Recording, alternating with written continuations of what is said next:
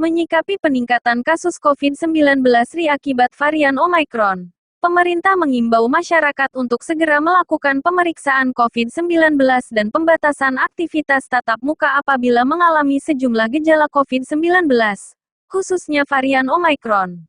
Pasalnya, gejala akibat infeksi varian diketahui amat mirip dengan gejala flu biasa. Namun ditegaskan, hal ini tak boleh membuat masyarakat lengah. Meski pada kebanyakan kasus gejala Omicron relatif lebih ringan dibanding infeksi varian corona lainnya, masyarakat tetap diwajibkan menggunakan masker dan melakukan isolasi jika mengalami gejala Omicron. Sekian salam sehat. Jangan lupa like, komen dan subscribe.